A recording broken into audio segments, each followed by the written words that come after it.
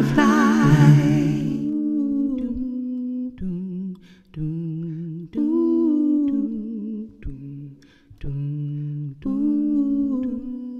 Hello, friends, and welcome to Club Firefly, where we read, create, and you shine when you share your creations with us.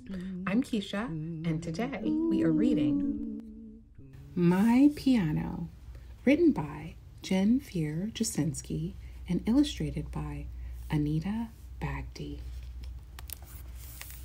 Whoa, we just have to pause on this flap. Is this so cool? Look how realistic it looks. Wow. My first recital. You will be amazing, Mom.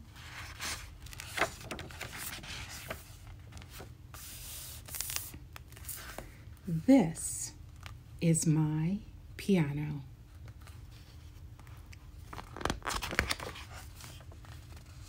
Inside is the frame, enclosed in this case that lies on these legs with wheels at their base to pillar and prop my piano.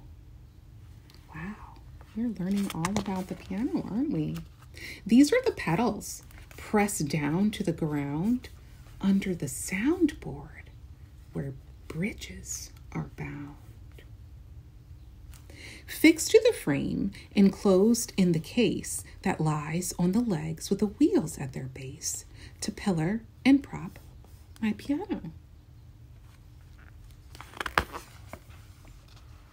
These are the strings, coiled in copper, free from the dampers, no longer stoppers, because of the pedals pressed down to the ground under the soundboard where bridges are bound. Fixed to the frame, enclosed in the case that lies on the legs with the wheels at their base to pillar and prop my piano. These are the keys, some black, some white, that hoist the hammers swift and light to strike the coiled copper, free from the dampers, no longer stoppers because of the pedals pressed down to the ground under the soundboard where bridges are bound. Fixed to the frame, enclosed in the case that lies on the legs with the wheels at their base to pillar and prop my piano. Soon the recital is going to start. The sound of the crowd drowned out by my heart. Her heart's beating fast. I chew at my lips and smooth down my hair, look up at the lights and squint at their glare. Rubbing the sweat from my hands to my thighs, I take a deep breath and then close my eyes. Gone is the crowd, no longer in sight. I watch my hands move left and right and finger the keys, some black and some white, that hoist the hammers swift and light. They strike the strings, coiled in copper, free from the dampers, no longer stoppers, because of the pedals pressed down to the ground under the soundboard where bridges are bound. Fixed to the frame, enclosed in the case that lies on the legs with wheels at their base to pillar and prop my piano. Look, here are all the parts of the piano: the frame, the bridge, and the soundboard. This is the case, the legs, the pedals, the wheels, and the keys. And this is the show. Swell, ripple, flow. Out spills the music, note by note, rhythm and tempo rise and float over the crowd, into their ears. Hearts skip beats, eyes spill tears. And when I am done, we all take a pause. I breathe and hear thunderous applause. I beam as the audience leaps to its feet.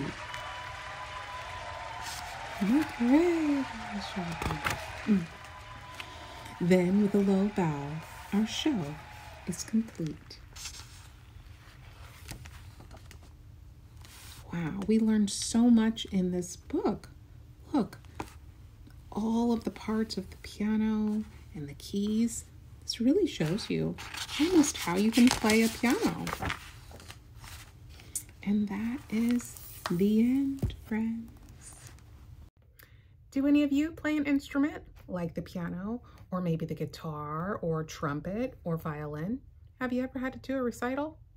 It can be pretty nerve-wracking, and I'm so proud of the little girl in our story for having the courage to face her fears and inspiring us to do the same thing. This book has a lot of inspiration in it, and I was looking for inspiration for our art project, and do you know what page I really like? The one with all of the piano strings reminded me of a printmaking project that we could do with strings. Are you all ready? Let's create. For this project, you will need some painting paper, some cardboard, paints. I am using tempera paint, but you could also use acrylic, brushes, and a little water to rinse out your brushes. I've got a paper towel to help me blot my brushes, and this just Tupperware lid for mixing some paints. You will also need some scissors, yarn or some kind of string, and tape, and I am using masking tape. You can press pause now if you want to go grab your supplies. All right, friends, I am so excited to do this printmaking project with you. And basically, printmaking means that you create a stamp that you then ink, or in this case, we're using paint, and then print it onto your paper. So what you'll need is some cardboard. You can decide what shape, what size you want, and then some yarn. And the yarn is going to create our raised surfaces, which is what we'll actually print when we put our paint on. You'll also need some tape, and I'm using masking tape because it's very super sticky. And basically all you need to do is tape your yarn to the back of your cardboard, and then you're going to wrap it around. Now you're going to decide the direction that you want the strings to go. You can decide how far apart you want to put them, but you do want to wrap it tightly around your cardboard so that it doesn't move around while you're printing. You want that yarn to really stay in place. And I'm just doing straight lines up and down. I'm trying to evenly space them because I want my print to be evenly spaced, but you could do yours any way. All right, I've got space for one more piece here. And then on the back side, I need to tape again.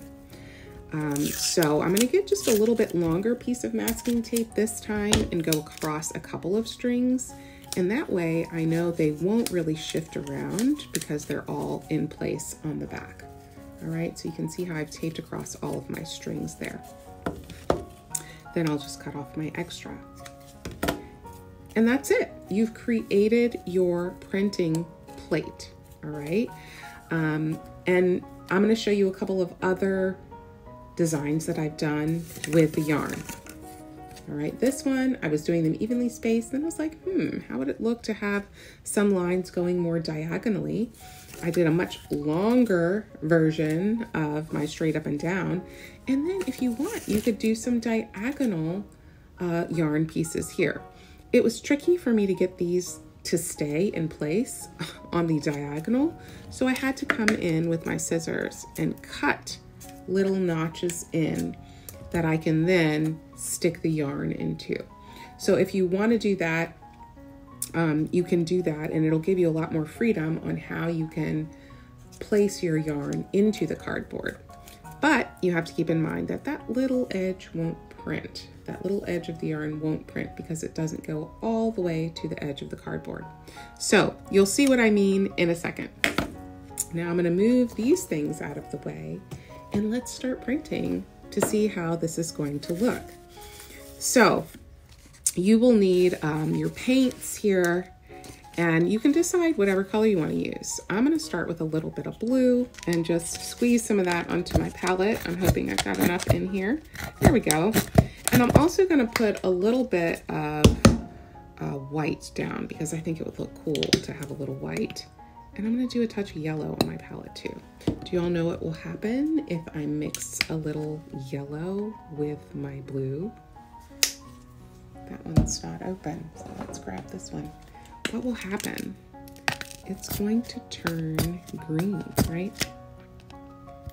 So I've got my paints out on my palettes. I've got my printing paper here, and I'll just take one sheet at a time and show you how all of these different plates are going to print.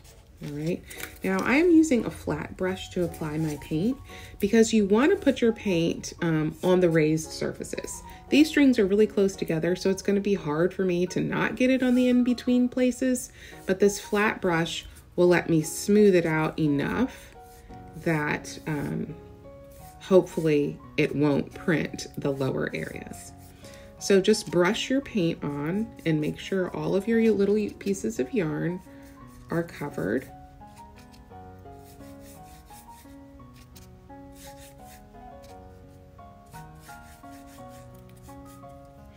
All right, and we'll try this first print and see if that was enough paint or if we need to apply a little bit more paint. Okay, are you all ready? So I'm gonna put my plate, paint side down, right? Give it a little press. All right, let's see what happens. Cool, look at that. So you get the lines and you get a little texture of the yarn too. Let's try one more. I'm gonna add a little bit more paint and see if I can get that part to come out a little bit more clearly. Sometimes your first print, the yarn doesn't have much paint in it, so it doesn't come out as bold as it does when you've done, you know, your second or your third print. Okay, let's try another one. Maybe I will, maybe I'll turn it this way and see how that looks. Okay, and you press straight down. Sometimes I even use my palm. And this is also easier to do when you're standing up. So, oh yeah, that's a better, right? So that gives you a nice bolder print with that second one. Now I'm gonna mix in a little bit of my white with the blue, and let's see what happens there. See if I can get a lighter blue. All right, which way should I go with this one? Maybe I'll just go in right here. Okay, pressing straight down on my plate. And I'll pull it up. There we go. I had a lot of the dark blue, so it doesn't look that much lighter, but you can see it's a little bit of the white mixed in there. Should we try one with the yellow? Okay. Mix in a little yellow here and see if I can get a green going. I think I've got more yellow than blue, so I'll do one here.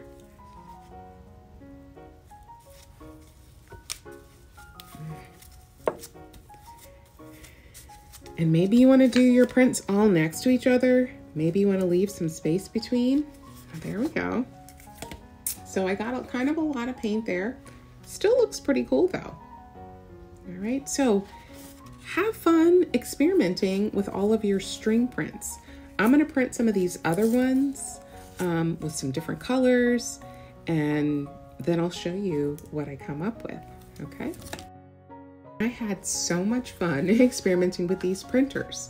So this is the diagonal one, and I realized as soon as I did one that if I flip it around one direction, then look what happens.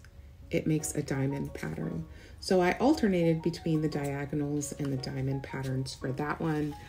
I filled up a whole page with this one, and I just flipped it. Sometimes I went that way, sometimes I went that way, and then I just filled in the extra space.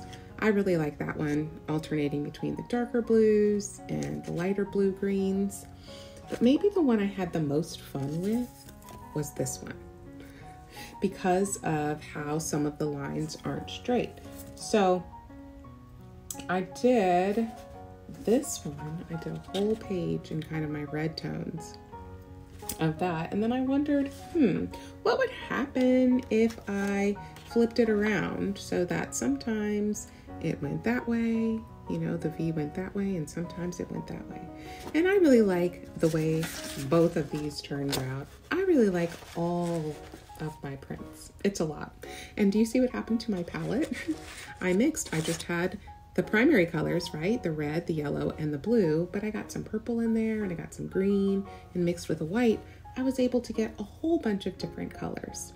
So I hope you all had as much fun with your string printers as I did.